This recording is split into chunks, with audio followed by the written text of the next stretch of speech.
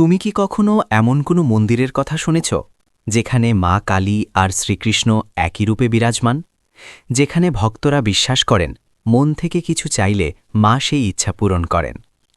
আজ আমরা নিয়ে এসেছি পশ্চিমবঙ্গের পূর্ব বর্ধমান জেলার এক রহস্যময় এবং জাগ্রত তীর্থ গুসকারার মা কৃষ্ণকালী মন্দিরের গল্প। এই মন্দিরের সবচেয়ে বড় বিশেষত্ব হল এখানে মাকে দেখা যায় এক অনন্য রূপে। তিনি মা কালী, কিন্তু তার মধ্যে আছে শ্রীকৃষ্ণের ভাব। অনেক ভক্ত বলেন এই রূপে মা শক্তি আর প্রেম দুইয়েরই প্রতীক। একদিকে ধ্বংসের শক্তি, অন্যদিকে ভক্তি, দয়া আর ভালোবাসা।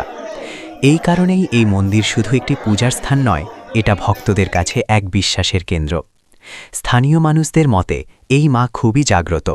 যে কেউ যদি সত্যি মন থেকে কিছু চায়, মা তার মনস্কামনা পূরণ করেন।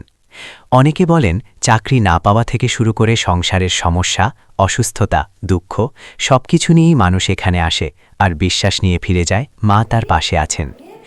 এই মন্দিরের সঙ্গে জড়িয়ে আছে এক ভক্ত নারীর নাম মঙ্গলা লক্ষণ।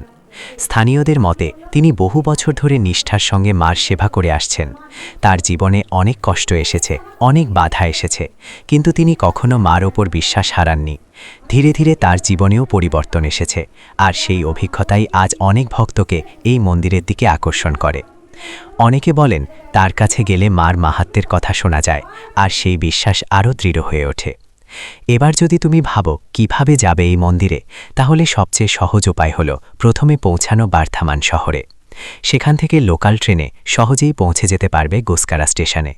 স্টেশন থেকে অটো বা টোটো নিয়ে খুব সহজেই পৌঁছে যাওয়া যায় মন্দিরে। বিশেষ করে অমাবস্যা, কালী পূজা এবং শনিবার বা মঙ্গলবারে এখানে ভক্তদের ভিড় অনেক বেশি হয়।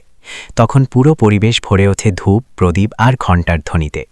কেউ আসেন কষ্ট নিয়ে, কেউ আসেন আশা নিয়ে, কিন্তু সবাই ফিরে যান একটা শান্তি নিয়ে। এই মন্দির হয়তো বড় কোনো তীর্থ নয়, কিন্তু ভক্তদের কাছে এটা এক জীবন্ত বিশ্বাস। তাই যদি কখনো মনে হয় জীবনে সব কিছু থেমে গেছে, কোনো পথ খুঁজে পাচ্ছ না, তাহলে একবার গিয়ে দেখো গুসকারার মা কৃষ্ণকালী মন্দিরে। হয়তো তোমার জীবনেও একটা নতুন আলো জ্বলে উঠবে। জয় মা কৃষ্ণকালী।